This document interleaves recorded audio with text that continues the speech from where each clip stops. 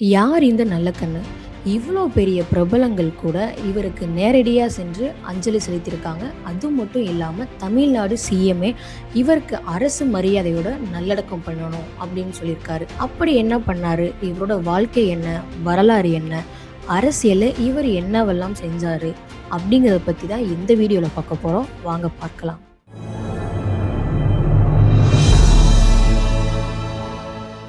தமிழ் மீடியனர்களுக்கு அன்பு வணக்கம்.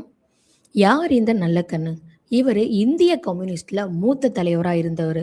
அது மட்டும் இல்லாம இவர் அரசியலுக்காகவே தன்னுடைய முழு வாழ்க்கையும் அர்ப்பணிச்சிருக்காருன்னு தான் சொல்லணும். தனிப்பட்ட வாழ்க்கை என்னதான் இருந்தாலும் தனிப்பட்ட வாழ்க்கையில் பெரிதாக அவர் சொத்தோ சுகமோ சேர்த்து வைக்காமல், ஆனா இப்போ பார்த்தீங்க அப்படின்னா கடைசி மூச்சு வரைக்கும் அவர் அரசியல் அரசியல் மக்கள் என்றே அவருடைய வாழ்க்கையை தியாகம் பண்ணியிருக்காருன்னு தான் சொல்லணும். இவர் பார்த்தீங்க அப்படின்னா 1926ஆம் ஆண்டு டிசம்பர் மாதம் 25ஆம் தேதி தான் பிறந்திருக்காரு. இவரோட தந்தை ராமசாமி, தாயார் கருப்பாயி. இவங்க 2 பேருக்கும் பிறந்தவர் தான் நல்லக்கண்ணு அவர்கள். அவரு திருநெல்வேலி மாவட்டத்துல ஸ்ரீ வைகுண்டத்துல பிறந்தவர். இப்போ திருநெல்வேலி மாவட்டம் என்னதான் தூத்துக்குடி மாவட்டம்னு சொன்னாலும், ஆனா அப்போ அது திருநெல்வேலி மாவட்டம் தான். அந்த மாவட்டத்துல சாதாரண ஒரு விவசாயிக்கு பிறந்தவர் தான் இந்த நல்லக்கண்ணு அவர்கள். இவங்க ஆரம்ப காலத்துல சாதாரண சிறுவர்கள் போல இல்லாம அவரு மக்களுக்கு நல்பணி செஞ்சுட்டு அரசியலை பத்தி நிறைய ஆராய்ஞ்சுக்கிட்டு இருந்திருக்காரு. அது அவர் தந்தைக்கு பிடிக்காது. அது அவர் தந்தைக்கு பிடிக்காம அவர் என்ன பண்ணியிருக்காரு அப்படின்னா, பள்ளி பருவத்துல இவரோட ஸ்கூல் ஃபீஸை கட்டாம படிப்பு நிறுத்தி அப்படிங்கிற மாதிரி சொல்லியிருக்காரு. அதை தொடர்ந்து அவரோட உறவினர்கள் என்ன சொல்லியிருக்காங்கன்னா, அடுத்த டைம் இப்படிலாம் பண்ண மாட்டான், நீ ஒழுங்கா ஃபீஸ் கட்டு, அவன் படிக்கட்டும் அப்படின்னு சொல்லி தான் அவர் ஃபீஸே கட்டுவாராம். அது மட்டும் இல்லாம நல்லக்கண்ணுக்கும் அவங்க அப்பாவுக்கும் கொஞ்சம் கூட ஒத்து வராதாம். இவர் பள்ளிக்கூடம் படிக்கும் அந்த பள்ளியில பார்த்தீங்க அப்படின்னா, பிரிட்டிஷ்காரர்களுக்கு ஆதரவாக தான் இருப்பாங்களாம். அவங்களுக்கு ஆதரவு தெரிவிக்கும் வகையில் அவங்க ஒரு நாடகம் நிகழ்ச்சி நடத்தியிருக்காங்க. அப்போ பிரிட்டிஷ்காரருக்கு ஆதரவா பேசினப்போ, இவரு தான் முன்னாடி நின்று கத்தி இதை நிறுத்துங்க அப்படின்னு சொல்லிட்டு அப்பயே நாட்டுக்காக குரல் கொடுத்தவர் தான் நல்லக்கண்ணு அவர்கள். அவருடைய கல்லூரி காலத்தை திருநெல்வேலியில இருக்கக்கூடிய ஹிந்து காலேஜ் அங்கதான் படிச்சிருக்காரு.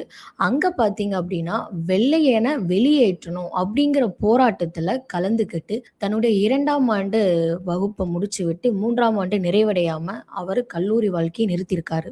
அது மட்டும் இல்லாம சிறு வயதிலேயே ஸ்ரீ வைகுண்டத்துல பாத்தீங்க அப்படின்னா 2000 நெல் மூட்டைய களவாண்டிருக்காங்க. அத ஜனசக்தி அப்படிங்கிற பத்திரிகையில இவர் எழுதி அந்த மாவட்ட கலெக்டர் பாத்தீங்கன்னா அதை சரி பண்ணியிருக்காரு. அவங்க அப்பாக்கும் நல்லக்கண்ணுக்கும் முரண்பாடு நாளுக்கு நாள் அதிகரித்த நிலையில பாத்தீங்கன்னா, நல்லக்கண்ணு தாய் தந்தை கிட்ட சொல்லாமையே வீட்டை விட்டு வெளியில வந்திருக்காரு. என்னதான் நல்லக்கண்ணும் குடும்பத்தோட இருக்கும்போது சைவமா இருந்தாலும் வீட்டை விட்டு வெளில வந்ததுக்கு அப்புறம் மக்களுக்கூட கலந்து அவங்க என்ன கொடுக்குறாங்களோ அந்த உணவை அருந்தியவர் தான். அது மட்டும் இல்லாம இவருக்கு மீன் குழம்புனா ரொம்பவே பிடிக்குமா. தன்னுடைய 16 வயசுலயே இவர் அரசியலுக்கு வரணும் அப்படின்னு ஆர்வம் காட்டியிருக்காரு. ஆனா அவருக்கு வயது இல்லாத காரணத்தினால 18 வயசுல தான் அரசியலுக்கு வந்திருக்காரு. அது மட்டும் இல்லாம 13 வயசுல இருந்தே அவரோட அரசியலுக்கான ஆர்வத்தையும் ஈடுபாடையும் அவர் காமிச்சுட்டு தான் இருந்திருக்காரு. ஆனா அதிகாரப்பூர்வமா 18 வயசுல தான் உள்ள வந்திருக்காரு. அது மட்டும் இல்லாம முக்கியமான விஷயம் என்ன அப்படின்னா, இவருடைய பிறந்த நாள் நாளன்று டிசம்பர் 25ஆம் தேதி தான் இந்திய கம்யூனிஸ்ட் கட்சியின் தொடக்க நாளும் அந்த நாள் தான். இவர் என்னதான் காந்தி வழி அகிம்சை வழி போகணும் அப்படின்னாலும் இவருக்கு ரொம்ப பிடிச்ச தலைவர்னு பார்த்தீங்கன்னா நேரு அவர்கள் தான். அவரோட பாதையிலும் நடந்ததா சொல்லப்படுது. அது மட்டும் இல்லாம இவருக்கு புத்தகங்கள்னா ரொம்ப பிடிக்குமா. இவர் அரசியல வந்ததுக்கு அப்புறம் இந்திய கம்யூனிஸ்ட் கட்சிக்காக ரொம்பவே போராடி இருக்காரு. அந்த போராட்டத்துல இந்த கட்சியை ஒழிச்சாகணும் அப்படின்னு சொல்லிட்டு இருக்கிறப்போ இந்த கட்சியில இருக்கக்கூடிய தலைவர்கள் உறுப்பினர்கள் இவங்க எல்லாரையும் அரெஸ்ட் பண்ணணும்னு சொல்லிட்டு தான் போலீஸ் வலை வீசி தேடிட்டு இருக்க டைம்ல எல்லாரும் தலைமறைவாயிருக்காங்க. இவர் பாத்தீங்க அப்படின்னா இவரோட உறுப்பினர்ல ஒருத்தரான ஒரு சாதாரண மக்கள், ஏழை எளிய மக்களாகிய ஒரு உறுப்பினர் வீட்டுக்கு போயிட்டு நல்ல ஆழ்ந்த தூக்கத்துல தூங்கிட்டு இருக்காரு. அப்போ பாத்தீங்கன்னா ஒரு போலீஸ் போயிட்டு உன் கூட இருந்தவங்க மத்த தொண்டர்கள்லாம் எங்கன்னு கேக்குறப்போ, ஒரு மூச்சளவு கூட சிறிதளவு கூட எனக்கு தெரியும்னு ஒரு வார்த்தையே சொல்லலையாம். என்ன நீ கொண்டாலும் பரவாயில்ல, என்னோட தொண்டர்கள் எங்க இருக்காங்கன்றத நான் சொல்ல மாட்டேன் அப்படின்னு சொல்லியிருக்காரு. அவர் அதுக்கப்புறம் ஜெயில போட்டிருக்காங்க. நெல்லை சதி வழக்குல இவரை 14 ஆண்டு சிறை தண்டனை குடுத்துருக்காங்க. ஆனா, இவர் கட்சியில் இருக்கக்கூடிய மிகப்பெரிய ஆளாக இருக்கனால, அந்த கட்சியில சேர்ந்தவங்க எல்லாரும் இவருக்கு 7 ஆண்டு சிறை தண்டனை குடுக்கப்படியும் கேட்டு மனு தாக்கியிருக்காங்க. 7 ஆண்டு சிறை தண்டனை குடுங்க அப்படின்னு சொல்லிட்டு பேசியிருக்காங்க. அந்த 7 ஆண்டு அவர் சிறையில இருக்கும் பொழுது தான், இவருக்கு புத்தகம் படிக்கிற ஈர்ப்பு அதிகமா வந்திருக்கு. அந்த டைம்லலாம் பார்த்தீங்க அப்படின்னா, நெறைய புக்ஸ் படிப்பாராம். அதிலிருந்து நெறைய கத்துக்கிட்டதாவும், தம் மக்களுக்கு என்ன பண்ணணுங்கிறத பொறுத்தும், தம் மக்களுக்கு என்ன பண்ணணும் அப்படிங்கிறதையும், அதில நான் ஒரு டிப்ஸா எடுத்துக்கிட்டேங்கிற மாரி அவர் சொன்னாரு. அதுக்கப்புறம் ஜெயில்ல இருந்து 7 வருடத்துக்கு அப்புறம் வெளியில வந்ததுக்கப்புறம், இந்தியா பார்த்தீங்க அப்படின்னா சுதந்திரம் அடைஞ்சிருக்கு. அவர் முன்னாடி என்னதான் நெறைய போராட்டத்தில ஈடுபட்டாலும், அதுக்கப்புறமும் வெளியில வந்தும் அவர் போராட்டத்தில தான் ஈடுபட்டாரு. வெளியில வந்த அவருக்கு அன்னசாமி அப்படிங்கிறவரு தன்னுடைய பொண்ண குடுத்திருக்காரு. நெறைய பேரு, "ஏன் இவன் என்ன சம்பாரிக்கிறான்? ஜெயிலுக்கு போயிட்டு வந்தவன் தானே. ஏன் இவனுக்கு உன் பொண்ண குடுக்கணும்? நல்லா படிச்சவனா பார்த்து உன் பொண்ண குடு. நல்ல கவர்மெண்ட் ஜாப்ல இருக்கிறவனுக்கு உன் பொண்ண குடு." அப்படின்னு சொன்னாலும், அன்னசாமி அவர்கள் என்ன சொல்லியிருக்காங்கன்னா, "என் மகள் ரஞ்சிதம் வீட்டை பார்த்துக் கொள்வாள். ஆனால் என் மருமகன் நல்லக்கண்ணு நாட்டை பார்த்துக் கொள்வான்." அப்படின்னு சொல்லிட்டு ஆணித்தரமா அவங்க உறவினர்கள் எல்லார்கிட்டயும் சொல்லியிருக்காரு. அதுக்கப்புறம் ரஞ்சிதம் நல்லக்கண்ணு அவங்களுக்கு 1958ஆம் ஆண்டு தான் கல்யாணம் ஆயிருக்கு. அதுக்கப்புறம் ரஞ்சித் அவர்கள் அவருக்கு ஒரு நல்ல மனைவியா மட்டும் இல்லாம, நல்ல ஒரு நண்பனாவும் இருந்திருக்காங்க. இவர் எழுதக்கூடிய கட்டுரை புத்தகங்கள் எல்லாத்துக்குமே ரஞ்சிதம் அவர்கள் தான் எல்லாத்துக்கும் முன்னுரை குறிப்பு அவங்க தான் எழுதுவாங்க அப்படிங்கிற மாரி சொல்லியிருந்தாங்க. அது மட்டும் இல்லாம அவங்களுக்கு அவங்க கணவர்கிட்ட புடிச்சதே புத்தகம் படிக்கிறது தானாம். அதுக்கப்புறம் பார்த்தீங்கன்னா, இவங்க 2 பேருக்கும் 2 பெண் குழந்தைகள் இருக்காங்க.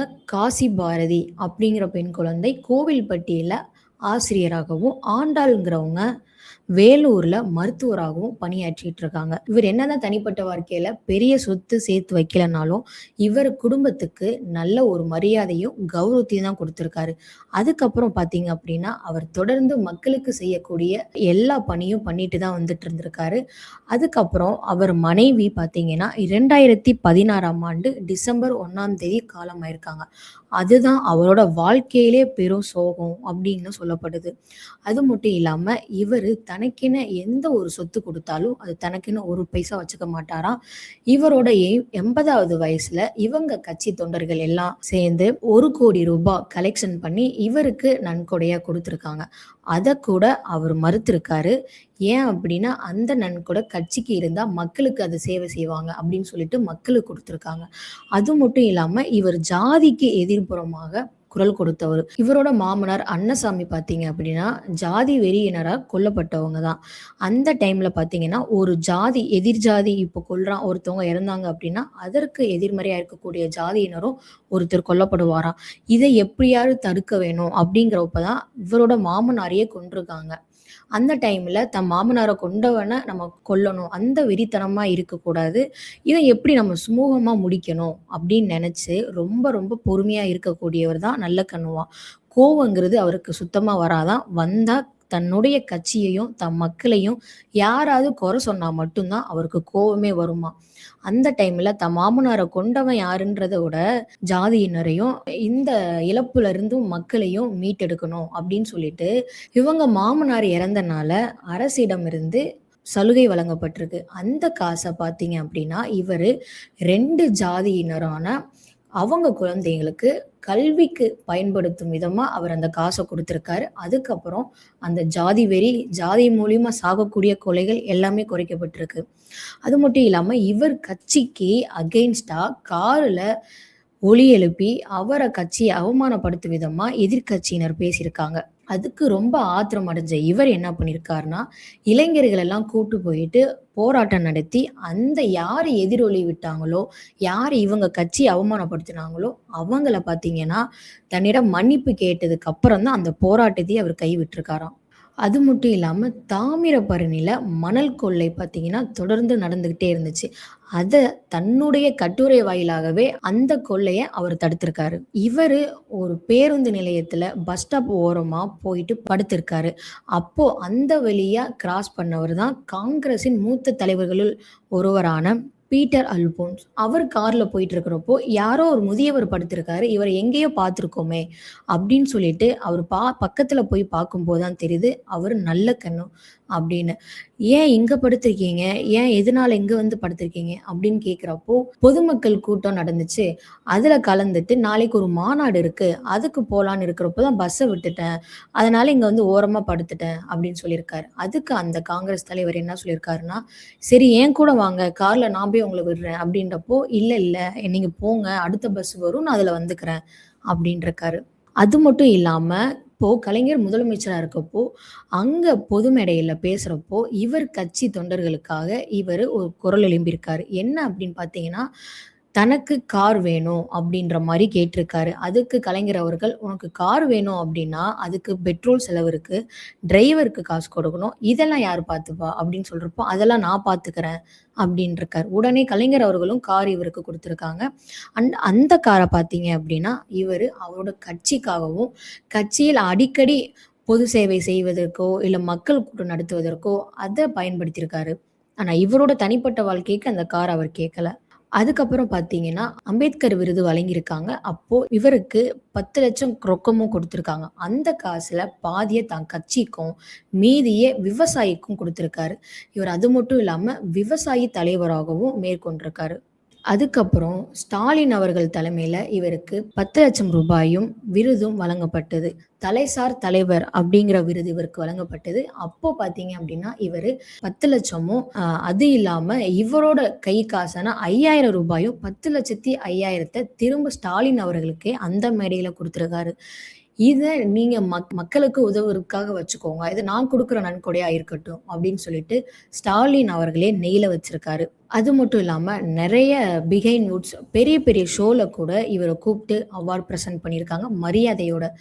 மக்களுக்காகவே தன்னுடைய கடைசி காலம், கடைசி மூச்சு உள்ளவரை போராடிய இவர் தான் நல்லக்கண்ணு அவர்கள். தன்னுடைய பொறுமையும், புத்திசாலித்தனத்தையும் பயன்படுத்தி கட்சியில் சிறப்பா அவரு ஆட்சி செய்து வந்தாலும், ஆனால் 3 ஆண்டு அவர் தோல்வி தான் அடைஞ்சிருக்காரு. அது மட்டும் இல்லாம மக்களுக்கு நெறைய நன்மையும் செஞ்சிருக்காரு. இப்படிப்பட்ட இவரு 101 வயது வரையும் தன்னுடைய வாழ்வு முழுவதையும் கட்சிக்காகவும், மக்களுக்காகவும் தன்னுடைய அர்ப்பணிச்சிருக்காருன்னு தான் சொல்லணும். இவர் உடல்நல குறைபாடால் ராஜீவ் காந்தி அரசு மருத்துவமனையில சேர்க்கப்பட்டு, அதுக்கப்புறம் உடல்நலம் குறைவால இறந்திருக்காரு. அதுக்கப்புறம் பார்த்தீங்க அப்படின்னா, இவர நலம் விசாரிக்கும் வகையில் நெறைய கட்சிக்காரர்கள் வந்து பார்த்தாலும், அதுக்கப்புறம் ரொம்ப உடல்நிலை மோசமான நிலையில தான் அவர் இறந்திருக்காரு. அவருக்கு நேரடியா பார்த்தீங்க அப்படின்னா, ரஜினி, விஜய், சிவகார்த்திகேயன், சூர்யா இவங்க சிஎம் அவர்கள் எல்லாரும் பார்த்தீங்கன்னா, நேரடியா வந்து அஞ்சலி செலுத்தியிருக்காங்க. அது மட்டும் இல்லாம, இவருக்கு நம்ம தமிழ்நாடு கவர்மெண்ட்ல இருந்து அரசு மரியாதையோட நல்லடக்கம் பண்ணணும் அப்படின்னு சொல்லியிருக்காங்க. இவ்ளோ பெரிய சுதந்திர விடுதலை தியாகியான இவர் தான் நல்லக்கண்ணு அவர்கள். அது மட்டும் இல்லாம தோழர் நல்லக்கண்ணுவை பற்றி, அவருடைய வாழ்க்கை வரலாற பற்றி நம்ம தமிழ் வாயிலாக நீங்க தெரிஞ்சுக்கிட்டீங்க. இது போன்ற நல்ல வரலாறு, வாழ்க்கை எல்லாத்தையும் நீங்க பார்க்கணும் அப்படின்னா தமிழ் மீடியாவ சப்ஸ்கிரைப் பண்ணுங்க. தொடர்ந்து பேசுவோம்.